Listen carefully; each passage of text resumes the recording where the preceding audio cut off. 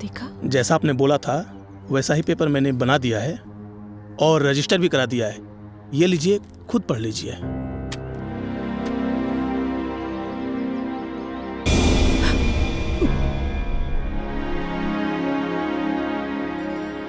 पढ़ के सुना दा। जी। मैं अंजलि, पत्नी आदित्य, ग्राम कोटवा, जनपद जौनपुर की निवासिनी हूँ। मैं अपने पूरे होशो हवास में बिना किसी दबाव और बहकावे में आए हुए ये फैसला लेती हूँ कि मैं अपनी बहन आकांक्षा, पत्नी आदित्य, जो अभी तक मातृत्व सुख से वंचित है,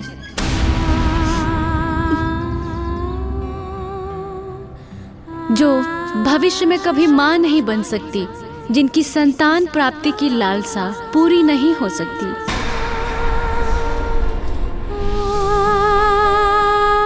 उनकी मातृत्व इच्छा को पूरी करने के लिए, उन्हें मातृत्व सुख प्रदान करने के लिए मैं अपनी कोख से जन्मी पहली संतान को अपनी बहन आकांक्षा को सौंप रही हूँ।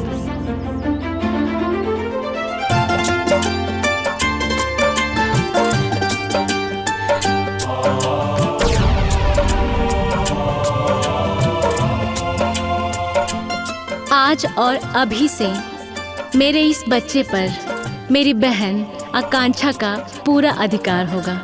आज से इस बच्चे पर मेरा कोई अधिकार नहीं होगा।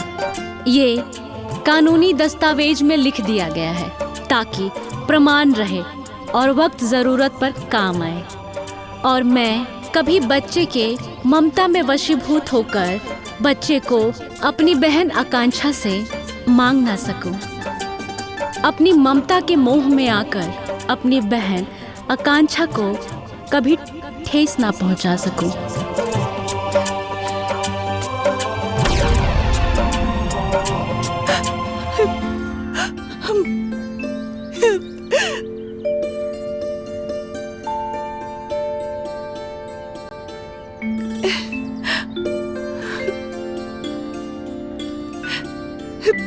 दी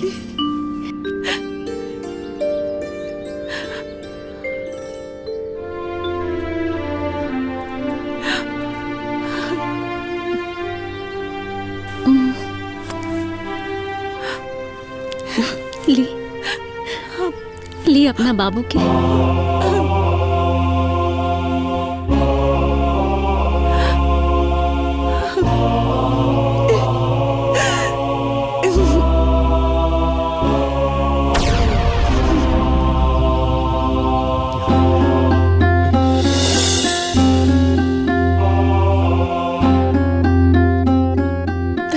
छुटकी, ऐसन काहे कैलू? ये सब करे के का जरूरत रहे? दीदी, जरूरत रहे दीदी, रवा घर के वंश के आगे बढ़ावे खातिर, ए दुनिया में बच्चा के ले आवे खातिर रवा कितना बड़ा त्याग कहनी। यहाँ तक कि रवा अपन पति भी बांट देनी, जो दुनिया में कोनो औरत सोच भी ना सकेली। रवा ऐसन कर देनी, और ये बच्चा के ले आवे खातिर रवा अपना हाथ से अपन सौतन तक उतरनी, तब फिर ये बच्चा पर हमार ना राहुल अधिकार बा दीदी। ये बच्चा राहुल है दीदी।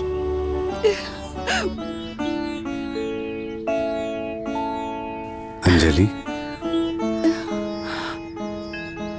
हम बहुत भाग्यशाली बानी जे हमरा तारा जैसन पत्नी मिलल।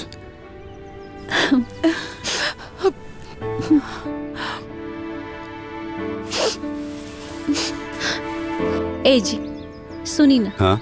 अब पंडित जी के भी बुलवा ली ना। अब पुत्रदान करे खातिर भी कर्मठ करा लिहल जाओ। काहे से कि धर्म के हिसाब से भी हम चाहतानी कि ये बच्चा दीदी के हो जा।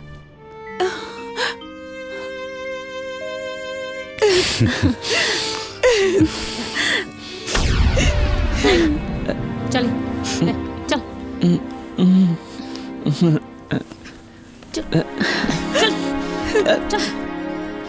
चल मिठाई खेबते आय मिठाई खेबा ओतई गाड़ देम तहार बाप बढ़नी मारो मिठाई लेके आ गई नी ई देखा ला ई ला मिठाई ला खाला।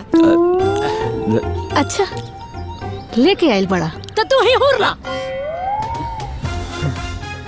अचानक ही मिजाज कैसे बदल गए? का हो गए भौजी? अरे का बताई सब गुड़ गोबर हो गए। कैसे? अरे हम जितना सोचले रहनी हाँ सब उल्टा हो गई। हाउ छोटकी आपन लइका बड़की के गोद दे दलस उहो हमेशा हमेशा खातिर। हाँ ये कैसन हो गए? 150 रुपया उधारी करके मिठाई लेके आई। घबरा जिन भौजी, बालू के घर कई दिन एक न एक दिन ठावे करी। तू गुस्सा तू ला मिठाई खा ला। अरे हमरा नहीं खाए के। खा ला भौजी, जवन तू चाहत बड़ू वही होई।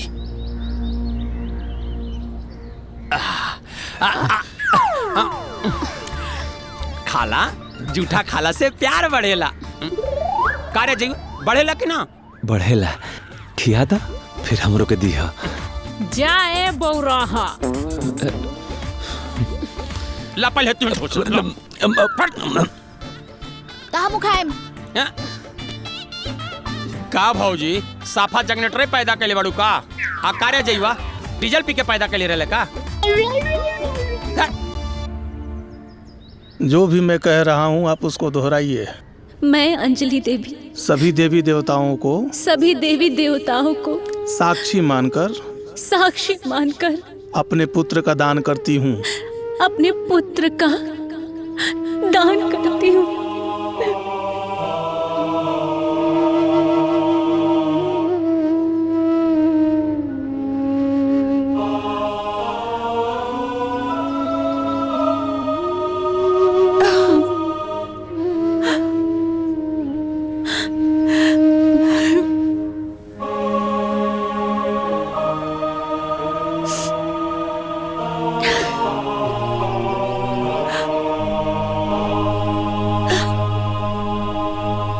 श्वेता हम आई लाओ बाबू के दे तनी मालिश कर ली।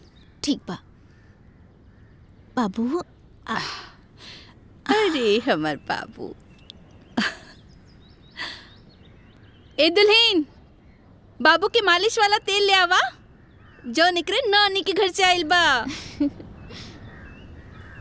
इले अम्मा जी ऐसे करी ए बाबू की छोट नानी भेजले बाड़ी। ना अम्मा जी ऐसे मालिश करी ई बाबू के बड़की नानी भेजले बाड़ी। ना अम्मा जी छोट नानी के तेल से मालिश होगी। ना अम्मा जी ऐसे मालिश होई ई बाबू के बड़की नानी भेजले बाड़ी। छोट की नानी के तेल से मालिश होगी। बड़की नानी से होई। छोट की नानी बड़की नानी के तेल से छोट की नानी बड़की नानी के तेल से छोट की नानी के तेल से मालिश होगी। ना अम्मा जी हम तू दोनों लोगन के झगड़ा अभी खत्म कर देता नहीं। लाओ दे दा तू दा। बड़की नानी के तेल ये छोटकी नानी के तेल दोनों तेल मिल गई। अब ये से मालिश हुई। अम्मा जी छोटकी ये मत रखा। पेट में दर्द होता। अरे आराम से आराम से जाइए लेके जल्दी से लेके जाइए।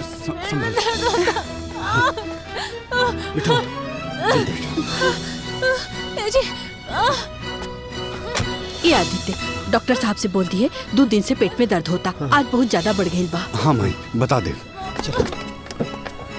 मम्मी छोटी माँ के का भइल बा? छोटकी मम्मी के पेट में दर्द होता डॉक्टर के पास जात बाड़ी दिखावे ठीक हो जाई। हमू जाए के बा हमू जाए। ना ना बेटा अभी आ जाइए। तू यही जे रुका। हमरो के लिए चला ना। बेटा रोए के ना बा वो आ जाइए।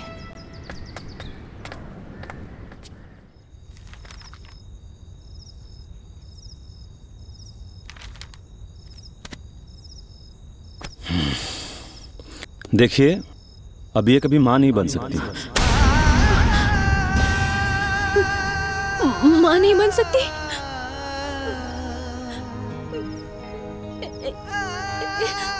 ए जी क्या हुआ डॉक्टर साहब ऐसा काहे कह रहे हैं? दरअसल इनके पेट में 2 महीने का बच्चा था जो अब मर चुका है, और उसकी वजह से इन्फेक्शन पूरा फैल गया है।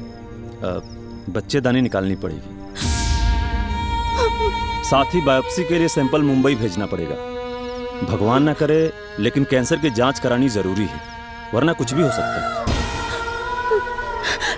ना जी, हम बच्चेदानी ना निकलवाए, बच्चेदानी ना निकलवाए। हम बने ना, हम बात करते नहीं डॉक्टर साहब से। डॉक्टर साहब, और कोई उपाय हो सकता है का? और कोई उपाय नहीं है, ये मामला इतना बिगड़ गया है कि ऑपरेशन करना ही पड़ेगा। लेकिन डॉक्टर साहब, हमके दर्द तो नहीं क्या होगा अभी? दर्द नहीं हो रहा है आपको सिर्फ दवाओं और इंजेक्शन की वजह से। दवा का असर खत्म होते ही दर्द फिर से शुरू हो जाएगा, और अगर समय रहते ऑपरेशन नहीं किया गया तो जान भी जा सकती है। जान भी? डॉक्टर साहब, हमारी जान जाए तो जाए, हम ऑपरेशन ना कराए, हम बच्चेदानी ना निकलवाए, बच्चेदानी ना निकलवाए, हम अपन कोख ना उजाड़ा। देखिए, मुझे जो बताना था मैंने बता दिया, बाकी आप लोगों की मर्जी है। अंजलि संभाला।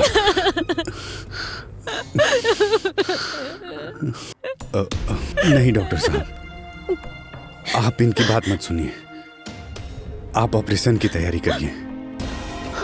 ठीक है नर्स।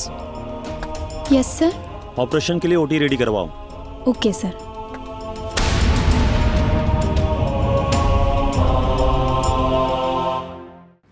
ए बबुआ जी, रुआ कुछ सुननी हो? बबुआ जी, का कहानी भाजी? फिर से कहानी। बबुआ जी, अरे हम तो बबुआ जी का। बस भाजी बस, प्राण लेबो का। आज ही सूरज पश्चिम से कैसे उग गई? इतना खुश बाड़ू, कुछ बात बका? अरे रुआ कुछ मालूम बा? अरे आदित्य के दूसर की मोगी के कबो बाल बच्चा ना होखी। कहाँ है? अरे हाँ दीदी, ई बतिया हमू सुनने बिया, सच बा का? अरे हो 100% सच बा। अरे भाजी, बहुत बढ़िया समाचार सुनल, अब मजा आ गई। चली रही दुलरी बहन बने, अपना कोख उजाड़ के दूसरा के कोख आबाद करत रही। अब क्या करी? अरे करिए का, आपन लइका ली है। हाँ। अब महाभारत हुई, चली रही बड़ी बहन बने की सौतन। ये भौजी, खुशहाल घर में आग लग गई। अच्छा, हम चला तानी। अरे कुछ देर और रुक जा। अरे ना जी, जौन आग लगल बानू ओय में जा तानी 5 किलो घी डाले। जा जा, पुण्य काम में देरी का। जा तानी। हमरा खातिर बहुत बड़ समाचार बा। अरे भौजी, रच के देर और रुक जाई तू तो। ए दुल्हन। अम्मा जी, अरे दीदी, धीरे दबाई ना। ये का हो गल जी? अरे जैसे हम सुननी हो, बाप रे, हमरा तो घबराहटे होखे लागल हो। भागल आओ तानी पूछे खाती, कैसे का हो गईले दुल्हन के? हाँ आओ तानी। तू बैठा, हम जरा बाहर से आवत तानी।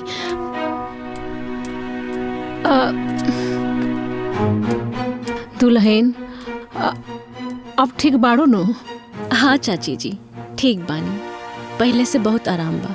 अब का ठीक रहबू हो? अरे भगवान तो तहार जिंदगी उजाड़ देहले। बताओ, अब तो कोनो लइके फइके ना होई। भगवान के भी नु तारा संग इतना अन्याय ना करे के चाही। अब बताओ, पहले ही से घर में एगो बाझिन रहली हो, आ तू बाझिन जैसे हो गईलू। ऐसा काहे कहतनी चाची जी? हम बाज बानी? ना, हमार कहे का मतलब ऊ नहीं खे। अरे हम तो ई कहतानी, भगवान इतना सुंदर सोना खान तार के बेटा देले बाड़े, आ तू वो बेटा के दूसरा के दे घलू। अब देखो, तोहरे बेटा लेके केंगो बेटा वाली भइल बाड़ी। ठीक बा। आ तू यहाँ बाज निहर टुकुर टुकुर निहार तारू। ए दुल्हन, उतारा नु अपना बेटा के ना देवे के चाहत रहलो। अरे हम तो कहतानी कि तू अपन बच्चा ले लो। बाबू, हमार राजकुमार हाँ, अच्छा से पढ़ाई करिए। बस चाची जी, बहुत हो गई। अरे चुपा जाए न तो हमरा मुंह से कुछ उल्टा सीधा निकल जाए। अरे हमके राउर हमदर्दी ना चाहिए, अपन हमदर्दी रो अपने पास रखी।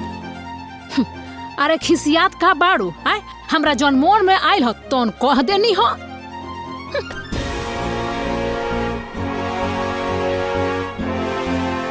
एक खटिया के चादर दू खटिया ना कहनी तो हमरो नाम माया ना।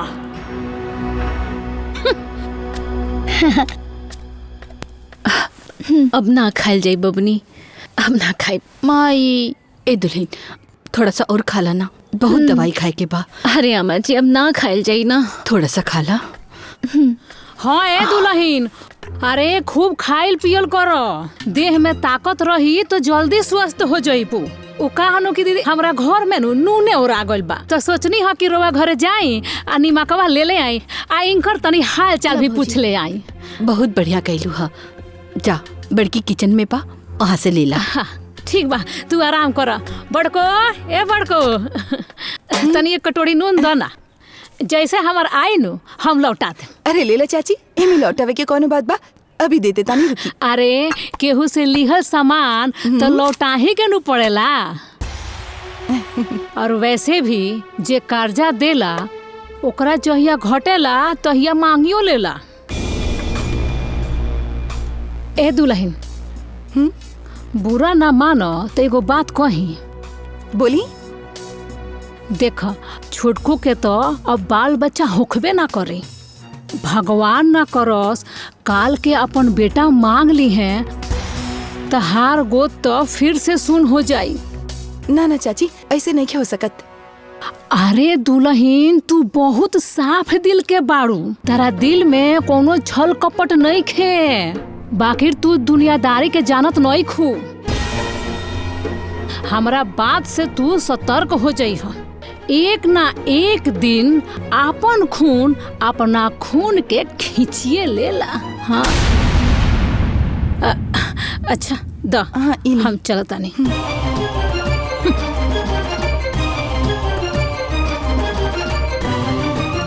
चल बैठ दे हमरा के, हम ना देम बैठ। अदितवा के बेटवा तेरा बेटवा से लड़ता हो। चल चल चल चल चल ना, बड़ा ही चढ़बा दे बताओ। दे हमरा के। काहे रोत रे? काना हमरा के मार ले हा। ए हमरा लिखा के काहे मार ले हा? बड़का बाग बनता रे, तोहरा से दुलारू कम बा काई? काकी राउर बेटा बेईमानी करत रहे और हमरा से लड़ाई भी करत रहे। अच्छा इनकर लड़का बेईमान ह आ तू बड़ा साधु के जामल बाड़। अरे ऐसन रहित नु त तहर माई फेंक ना देती, दूसरा का ना धरा देती।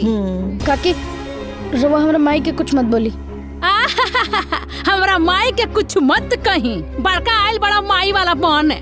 अरे जेकरा के ते माई कहत रे नु उ तोर माई हइला ही ना हई। जाके ओकरा से पूछ तोर माई असली कौन बिया। जो तो की बड़ी हमर मम्मी। अरे जेकरा के तू अपन मम्मी कहता रे, छोटकी मम्मी, उ तोहर माई ह। आ जेकरा के मम्मी कहता रे उ तो बाजी ना बाजी। जा जा पूछा था, जा जा पूछोगा ओकरा से। बाजी हाँ, पूछो जाके। कहा ताड़ू भौजी, ऐसा नहीं अगर रहते तेनकर माई दूसरी के गोदी में ना दे देती। हाँ।